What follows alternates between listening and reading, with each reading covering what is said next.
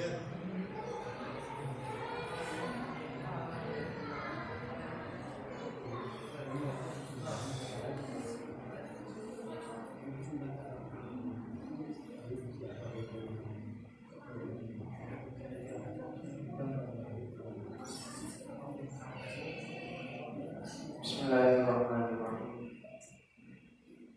Assalamualaikum warahmatullahi wabarakatuh.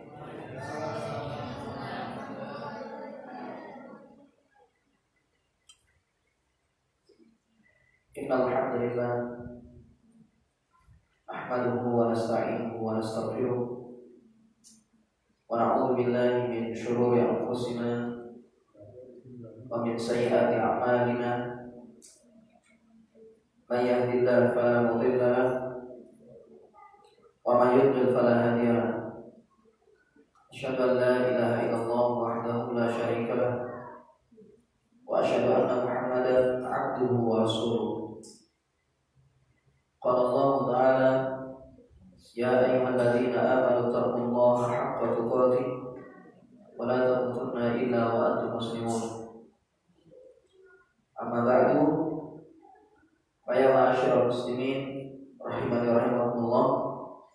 Alhamdulillah kembali kita bisa melanjutkan majelis kita di Masjid An-Nur ini. Ini dalam rangka mengkaji dan membahas hal-hal yang berkaitan dengan agama kita ini. Ini menuntut ilmu agama. Dan untuk pembahasan di kesempatan ini kita akan membahas tentang sholat malamnya Nabi Sallallahu Alaihi Wasallam. Jadi kita di kesempatan ini membahas tentang sholat malamnya Nabi Sallallahu Alaihi Wasallam. Nah, sebelumnya jemaah sekalian, kitab inti yang saya sampaikan di sini yaitu adalah kitabnya Syekh Muhammad bin Shalih Al-Utsaimin rahimahullah, yaitu kitab Majalisu Syahri Ramadan. Jadi rujukan intinya adalah kitab tersebut. Ini Majalisu Syahri Ramadan karya Syekh Muhammad bin Shalih Al-Utsaimin rahimahullah. Tentang masalah sholat malam ini jemaah sekalian, dia adalah merupakan sholat sunnah. Dan termasuk hikmah yang Allah berikan kepada umat ini, yaitu Allah jadikan ibadah itu beragam. Jadi agar supaya manusia ini memperoleh pahala yang beragam pula, maka Allah jadikan ibadah itu beragam. Ada sholat, ada puasa, ada zikir, ada baca Al-Quran, ada berbakti kepada orang tua dan seterusnya, silaturahim, menebarkan salam, dan seterusnya. Hikmahnya adalah agar supaya orang itu memperoleh pahala masing-masing.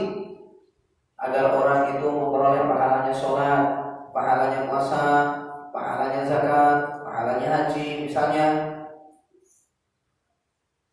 pahala baca Al-Quran, pahala berzikir, atau ibadah yang berkaitan dengan hablum minan nas, seperti misalnya saling berbagi makanan dengan sedekah, dan seterusnya. Maka agar orang itu memperoleh pahala masing-masing dari ibadah-ibadah tersebut. Kemudian juga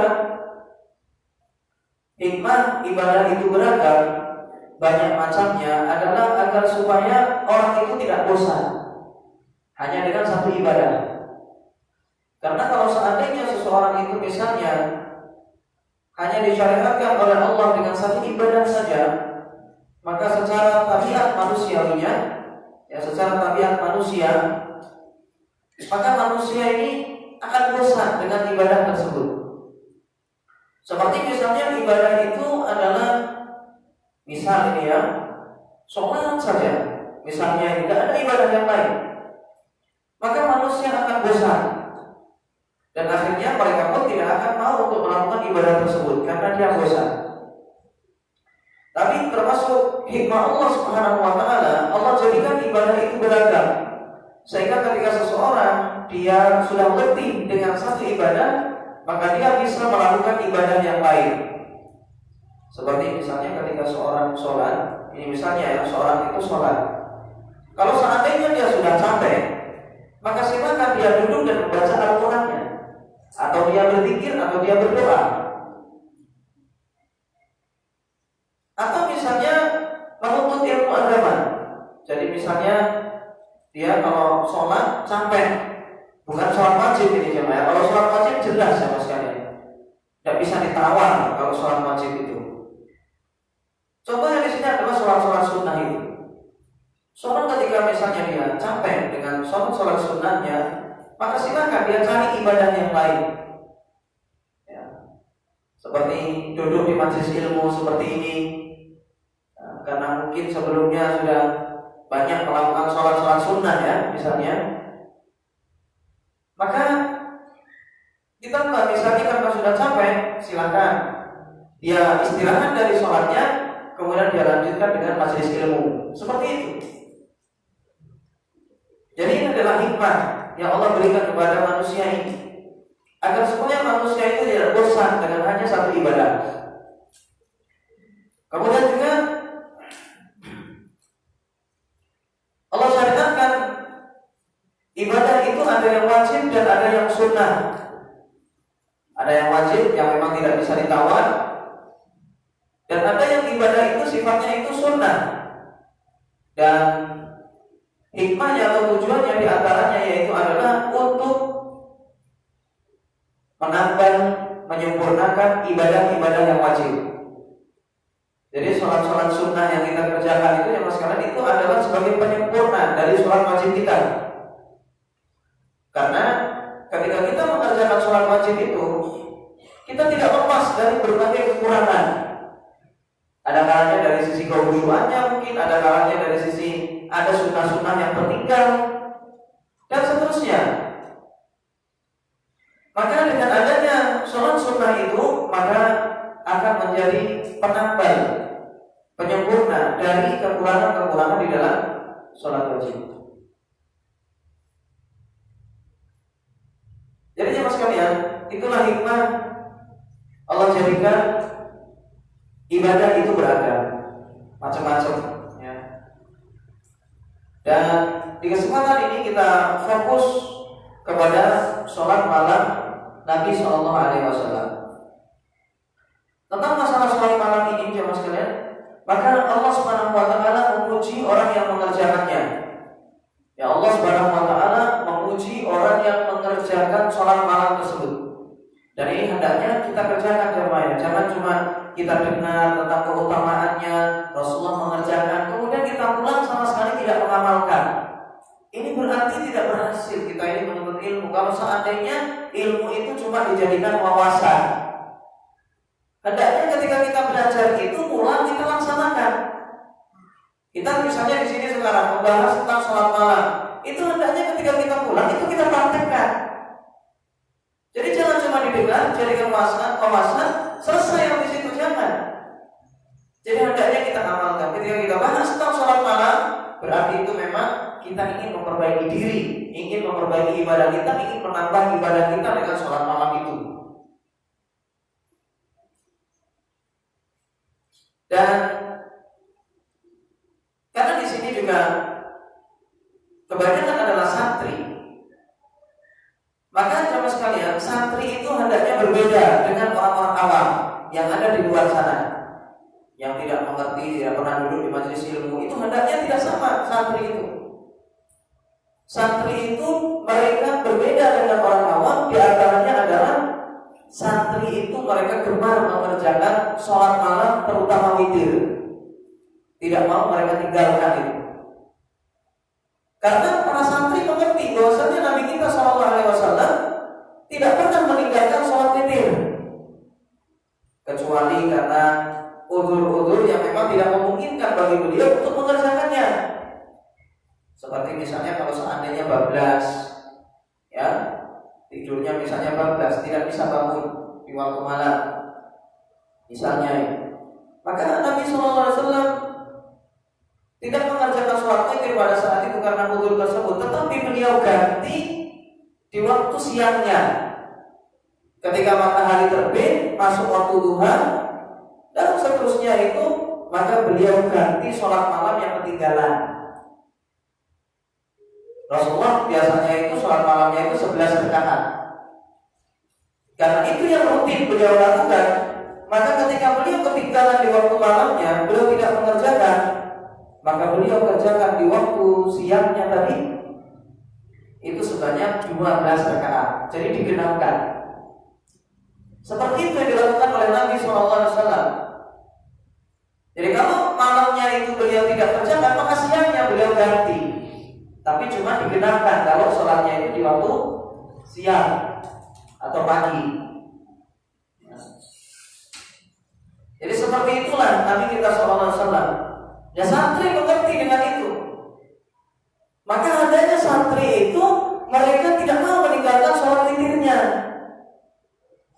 Karena dia tahu teladan dia, yaitu Nabi SAW tidak pernah meninggalkan sholat witir kecuali dengan udzur tadi.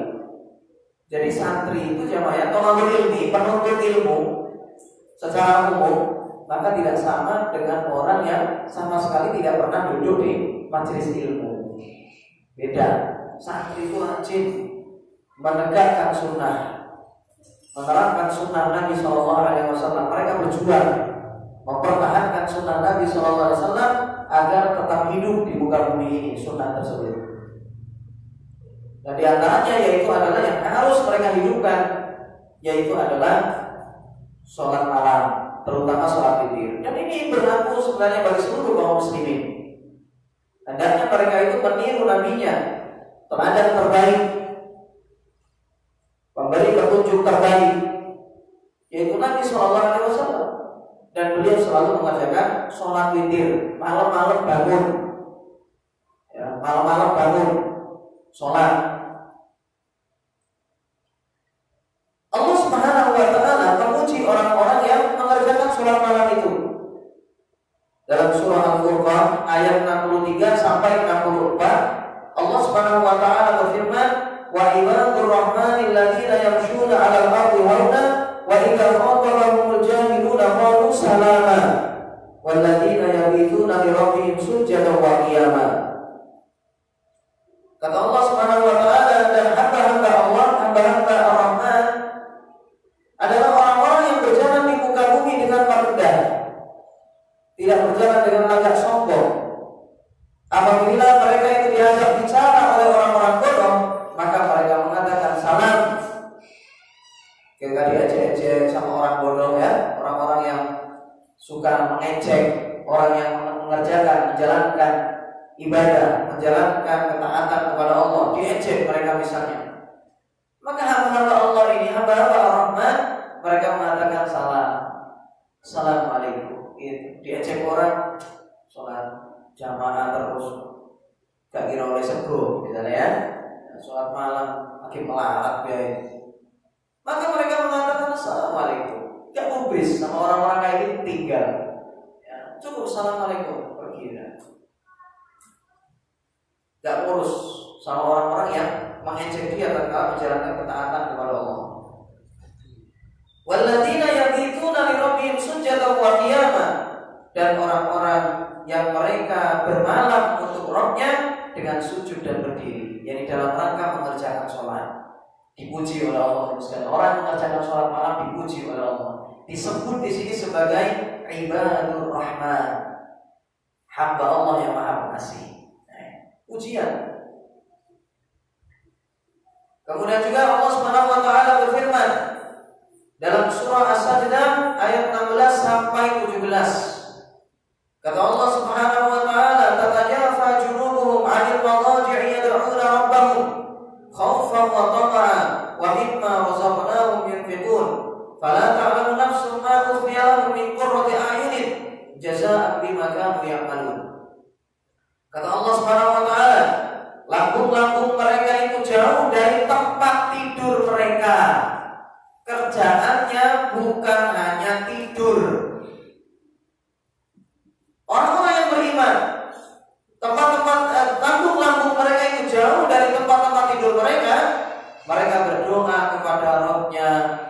beribadah kepada Allah dengan penuh rasa takut dan rasa harap. Wa mimma razaqnahum yunfiqun, dan dari apa yang kami karuniakan kepada mereka maka mereka infakkan.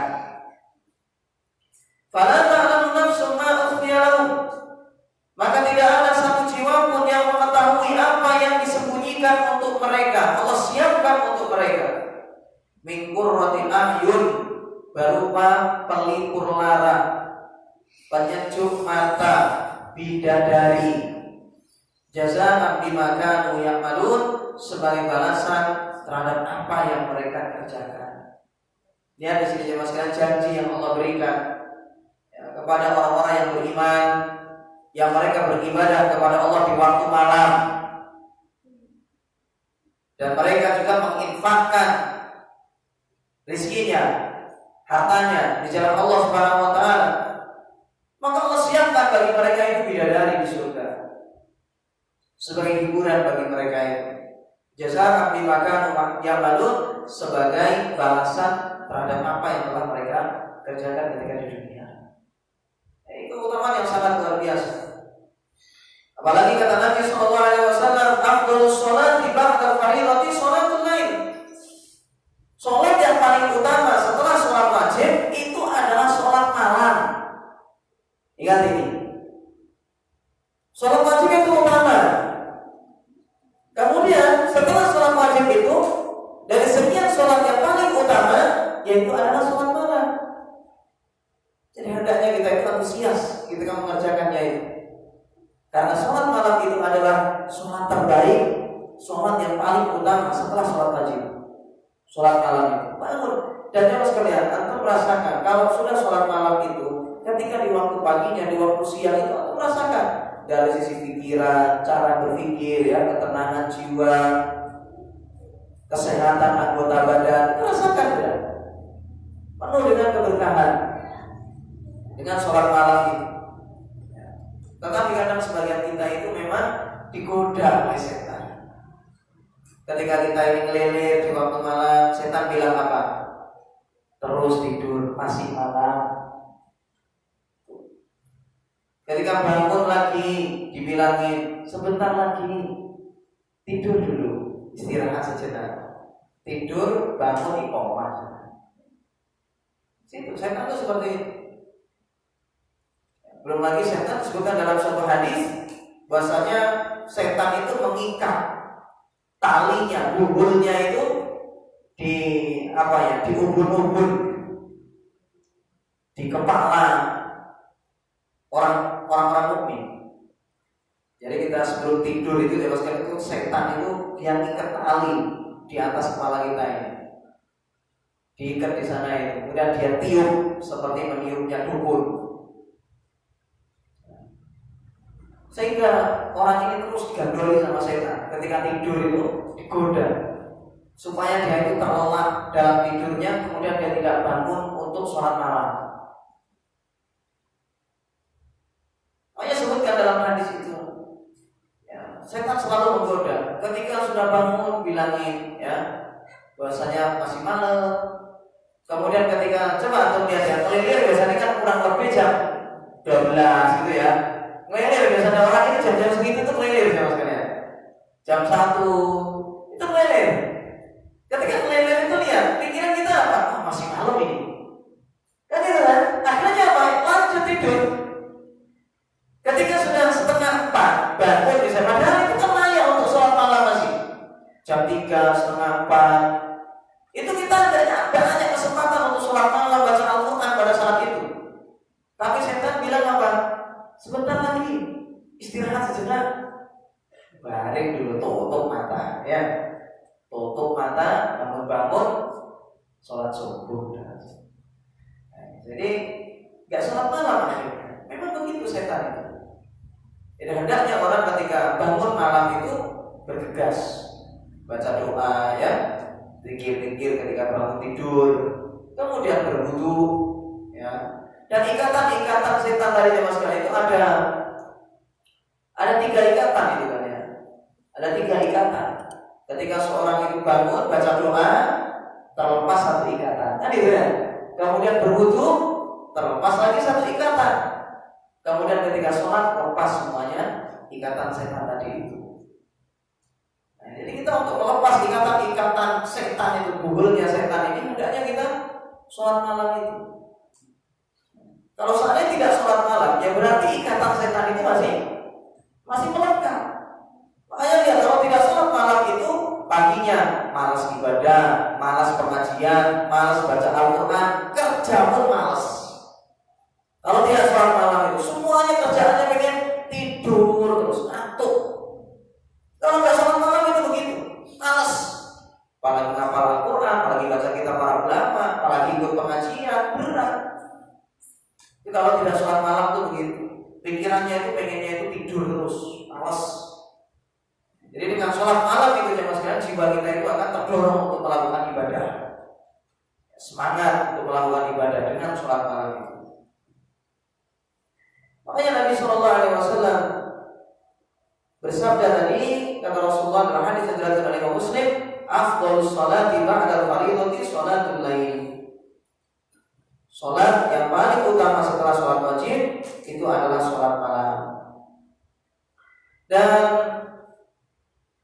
tata cara sholat malam ini Mas kalian sebutkan ada beberapa cara untuk mengerjakan sholat malam itu. Di antaranya yaitu adalah witir dengan 1 rakaat saja. Ini minimal. Dan hendaknya kita jangan tinggalkan. Dengan segala kecapean kita, jemaah sekalian, dengan segala kesibukan kita misalnya, maka minimal kerjakan di waktu malam itu sholat witir meskipun 1 rakaat. Boleh dikerjakan sebelum tidur atau paling utama adalah setelah tidur, ketika di akhir malam, lebih utama. Dalam satu hadisnya, Nabi SAW bersabda, "Man ahabba an yutira bi wahidatin falyaf'al."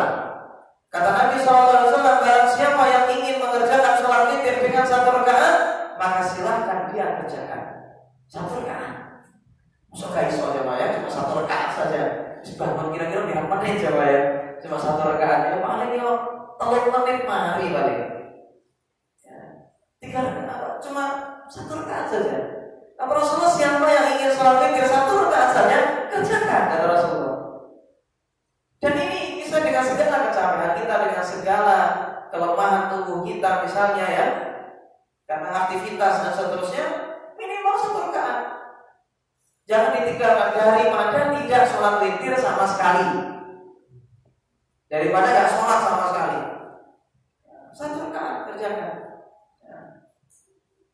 Ini hadis ini diriwayatkan oleh Imam Abu Dawud dan juga An-Nasa'i. Makanya dulu itu ada ulama ya, semalaman itu coba ya, itu dia itu mengulang-ulang ayat.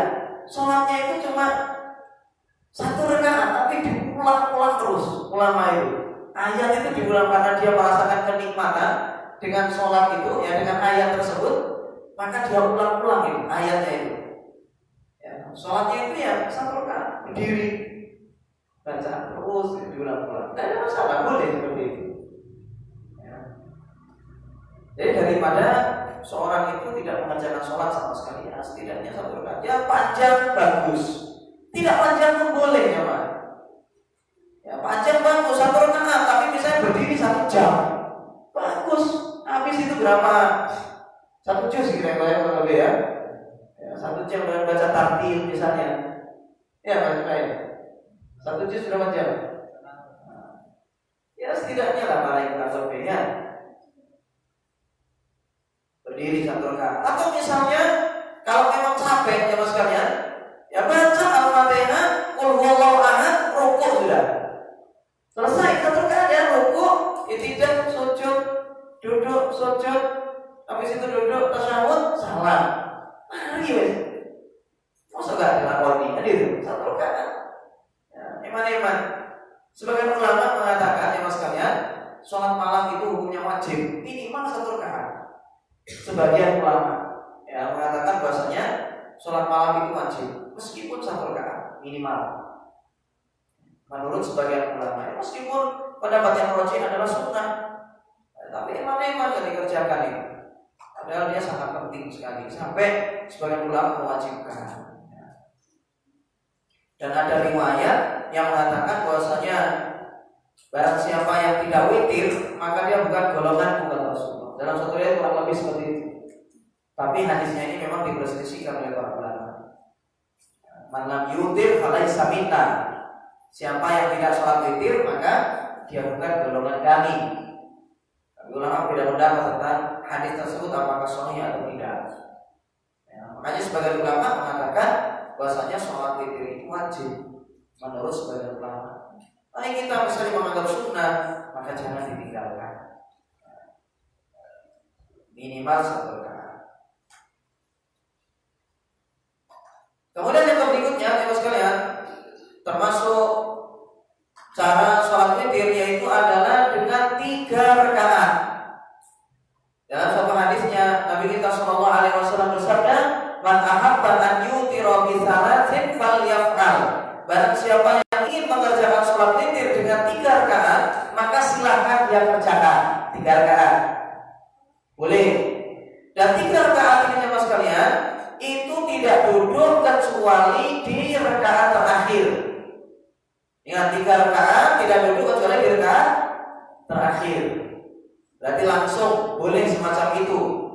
Dan ingat tidak ada tasyahud awal. Ketika mengerjakan sholat witir yang 3 rakaat langsung, maka tidak perlu tasyahud awal. Seperti itu sunnahnya. Agar supaya tidak serupa dengan sholat maghrib.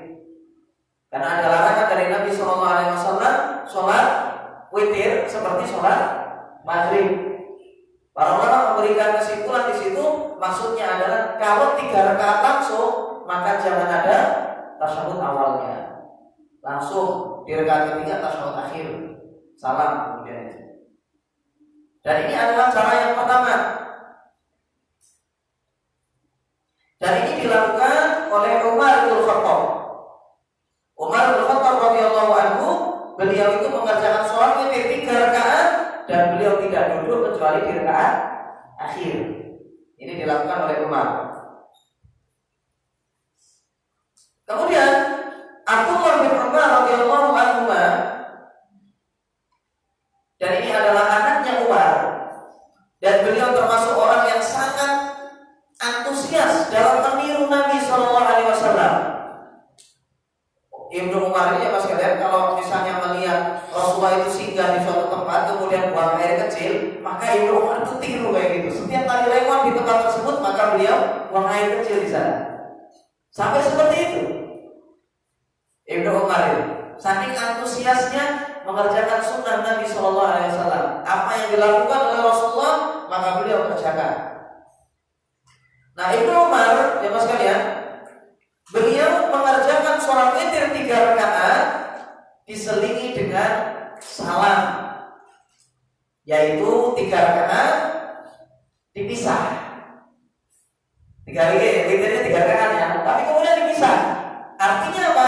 2 rakaat salam kemudian ditambah dengan 1 rakaat lagi. 3 rakaat sholatnya, tapi dipisah.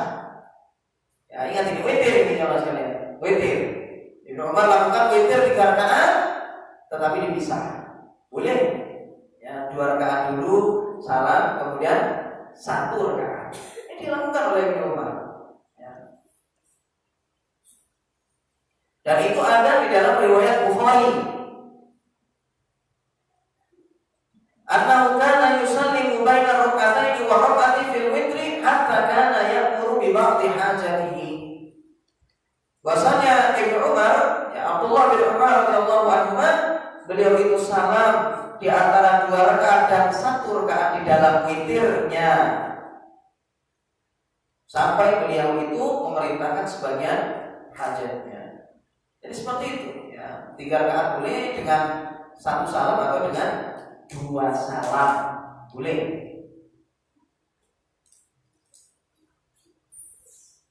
Jadi 2 rakaat pertama itu adalah bagian dari witir, ya, bagian dari witirnya 2 rakaat itu. Kemudian juga teman sekalian, witir 5 rakaat langsung. Boleh. Jadi antum misalnya kerjakan sholat lagi semangat misalnya ya. Kalau 3 rakaat kayaknya saya pengen tambah. Boleh. 5 rakaat langsung. Boleh. Tahiyatnya di akhir.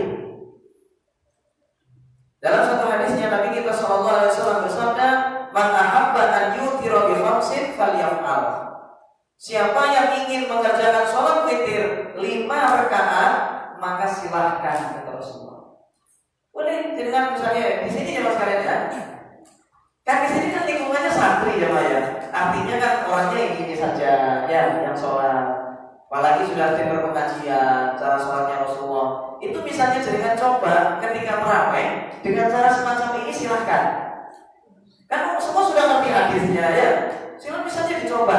5 rakaat udah. Sepakat ya semuanya masyarakat. Silakan.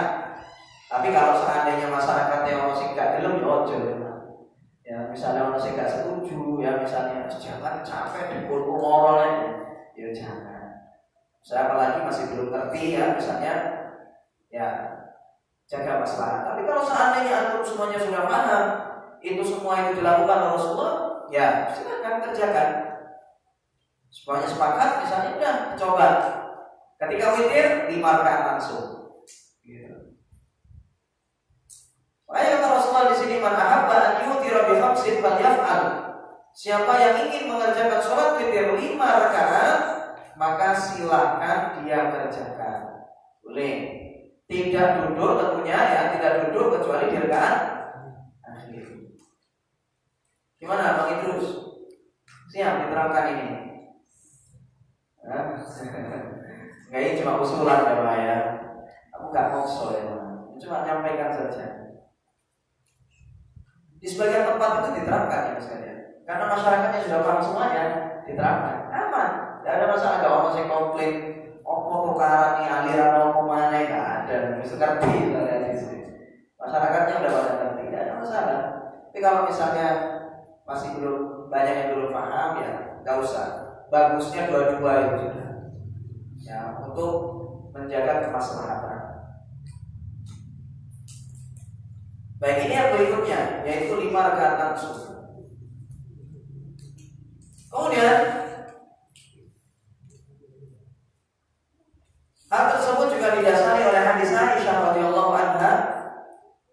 Beliau berkata, dahulu Nabi sallallahu alaihi wasallam mengerjakan sholat malam 13 rakaat dengan witir 5 rakaat. La yajlisu fi syai'in minhunna illa fi akhirihinna. Tidak duduk dari 5 rakaat tadi kecuali di rakaat terakhir.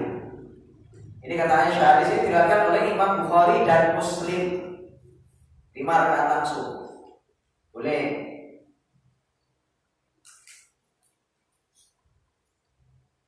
Dan boleh juga jemaah sekalian, seorang mengerjakan sholat witir dengan 7 rakaat langsung. Boleh. Jadi tidak duduk kecuali di rakaat ke-7. Enggak salah. Kecuali di rakaat ke-7. Boleh mengerjakan semacam itu. Hal ini berdasarkan hadis Ummu Salamah, istri Nabi sallallahu alaihi wasallam. Beliau berkata, "Kana Nabi sallallahu alaihi wasallam yutiru bi sab'in wa bi khamsin la yafsilu bainahunna bi salamin wala kalam." Hadis ini diriwayatkan oleh Imam Ahmad, Imam An-Nasa'i dan juga Imam Ibnu Majah. Dahulu Nabi sallallahu alaihi wasallam mengerjakan sholat witir dengan 7 atau 5 rakaat. Beliau tidak memisah di antara rakaat-rakaat tersebut dengan salam dan tidak pula dengan bicara. Berarti beliau salamnya ketika rakaat terakhir, ya rakaat ke-7. Jadi nggak tahu 7 rakaat terus, ya. Kemudian salam ketika di rakaat ke-7. Rakaat kedua, rakaat ke-4 nggak salam. Langsung disambung semuanya itu. Ini boleh dan itu dilakukan oleh Nabi Sallallahu Alaihi Wasallam. Dan boleh juga jemaah sekalian, ini 7 tadi ya. Kalau 7 tidak duduk kecuali di rakaat terakhir. Nah, boleh juga seorang itu mengerjakan sholat witir dengan 9 rakaat langsung. Tetapi di sini ada duduknya, yaitu di rakaat ke-8. Jadi 9 rakaat langsung, ya sekalian ya, 9 rakaat. Kemudian duduknya di rakaat ke-8. Rakaat ke-8 duduk, tasyahud awal, kemudian habis itu berdiri, kemudian tambah 1 rakaat, tasyahud salam. Boleh. Ini dilakukan oleh Nabi Sallallahu Alaihi Wasallam. Makanya di dalam hadis Aisyah radhiyallahu anha, beliau berkata, "Kana yusalli 9 raka'atin la yajlisu fiha illa fi tsaminah." Kata Aisyah radhiyallahu anha tentang sholat witirnya Nabi sallallahu alaihi wasallam, dahulu beliau mengerjakan sholat witir 9 rakaat, tidak duduk kecuali di rakaat ke-8. Fayadhkurullaha wa yahmaduhu wa yad'uhu tsumma yanhadu wa la yusallim. Lalu beliau berzikir kepada Allah, memujinya, berdoa kepadanya, kemudian bangkit dan tidak salam di rakaat ke-8. Nah, di rakaat ke-8. Jadi beliau tidak salam. Tsumma yaqumu fa yusalli tasihata. Kemudian beliau lanjut bangkit untuk mengerjakan sholat di rakaat ke-9. Kemudian tsumma yaqutu, baru kemudian beliau duduk, fayadhkurullah, berzikir kepada Allah, wa yahmaduhu, memuji kepadanya, wa yad'uhu, dan berdoa kepadanya, tsumma yusallimu, kemudian beliau salam. Tasliman yusmi'una, dengan salam yang dapat kami dengar, yang beliau perdengarkan kepada kami. Jadi itu 9 rakaat langsung. Duduknya di rakaat ke-8. Tasyahud, bangkit, kemudian tambah 1 rakaat, kemudian habis itu tasyahud, salam. Boleh seperti itu. Silakan diterapkan ya.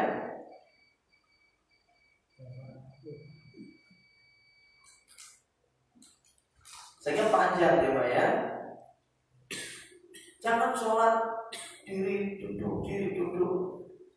Kayak apa kata Rasulullah itu kayak ayam pematuk ya. Kayak ayam apa itu makan gagak, burung gagak atau ayam gitu. Lupa saya di sini. Ayam ya. Nah, itu. Jadi makannya itu cepat-cepatan. Kayak ayam atau burung gagak, makannya itu lahap ini.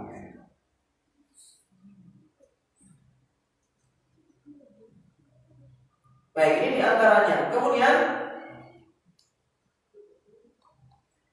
boleh juga jemaah sekalian, seorang itu mengerjakan sholat 11 rakaat. Ingat ini, 11 rakaat. Apabila seorang itu mau, maka silakan dia salam di setiap 2 rakaat.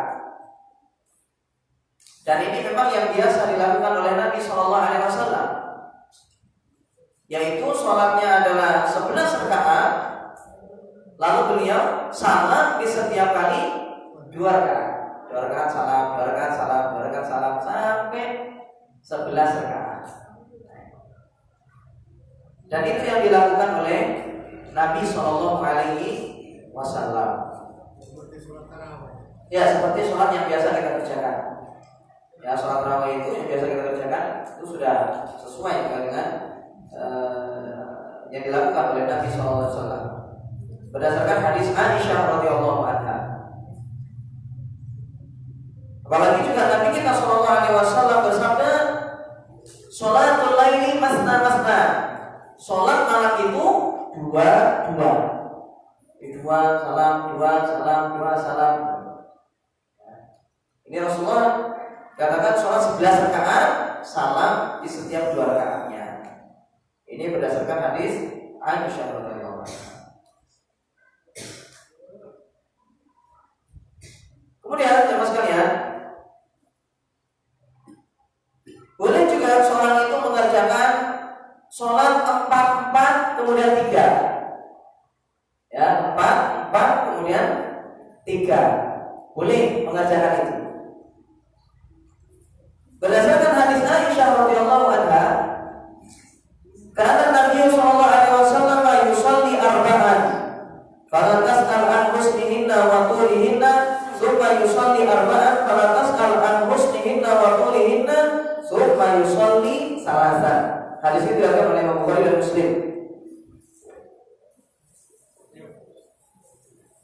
Dahulu Nabi SAW mengerjakan sholat 4 rakaat. Maka janganlah kamu tanya tentang bagusnya dan panjangnya. Kemudian beliau mengerjakan sholat 4 rakaat berikutnya. Maka janganlah kamu tanya tentang bagusnya dan panjangnya.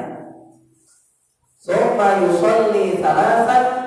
Kemudian beliau sholat 3 rakaat. Jadi jemaah sekalian, boleh juga seorang mengerjakan sholat malam itu dengan cara 4 kemudian 3. Boleh. Cuma para ulama jelaskan 4 kemudian 3 ini ada 2 kemungkinan. Kemungkinan yang pertama yaitu adalah 4 rakaat pertama itu dengan 2 salam. Jadi maksudnya di situ adalah 4 rakaat ini jemaah sekalian, 2 rakaat salam, 2 rakaat salam, kemudian istirahat dulu. Istirahat sejenak, kemudian habis itu lanjutkan 4 rakaat berikutnya dengan cara 2 rakaat salam, 2 rakaat salam, kemudian istirahat. Lalu lanjut 3 rakaat. Ini kemungkinan yang pertama. Kemudian kemungkinan yang kedua yaitu adalah dengan tidak salam kecuali di rakaat keempat. Jadi sholat 4 rakaat, duduknya di rakaat keempat. Kemudian salam, istirahat sejenak, kemudian habis itu sholat 4 rakaat lagi, kemudian duduk di rakaat keempat, kemudian salam. Kemudian dilanjutkan dengan istirahat dulu, kemudian habis itu witir 3 rakaat. Jadi ini ada 2 kemungkinan tentang sholat yang 4 kemudian 3 tadi. Ada kalanya di situ maksudnya adalah 2 atau di situ maksudnya langsung 4 rakaat istirahat, kemudian 4 rakaat istirahat, kemudian witir. Dua-duanya ini jemaah sekalian, Wallahu ta'ala alam, boleh untuk dikerjakan. Silakan jenengan pakai 2 atau 4 langsung. Semuanya itu boleh dikerjakan. Wallahu ta'ala. Dan inilah jemaah sekalian ya, tentang macam-macam atau cara-cara sholat malamnya Nabi SAW yang hendaknya kita antusias untuk mengerjakannya. Cuma fatwanya Syekh Muhammad bin Shalih Al-Utsaimin di sini beliau kasih nasihat, kalau seandainya di tempat tersebut masyarakatnya sepakat, mereka sudah paham, mengerti, terapkan ini semuanya ketika jamaah ya. Kalau paham. Tapi kalau seandainya masyarakatnya masih belum siap, ada yang tidak paham, ada yang tidak mengerti, maka kalau di masjid umum masyarakatnya masih beragam, maka hendaknya 2 saja. Supaya apa? Supaya masyarakat tidak bimbang imamnya pakai yang mana. Nanti niatnya mereka supaya selaras dari awal sampai akhir. Allah Ta'ala. Jadi itu jemaah sekalian bisa kita bahas pada kesempatan ini. Semoga bermanfaat. Semoga kita bisa mengamalkannya ya. Semoga nanti ketika di bulan Ramadan ya, kita semakin antusias dalam mengerjakan qiyamul lail ya, sholat malam, dan supaya kita berdoa juga ya kepada Allah semoga kita bisa maksimal dan sampai umur kita ke Ramadan. Allah Ta'ala sallallahu alaihi wa sallam. Assalamualaikum warahmatullahi wabarakatuh.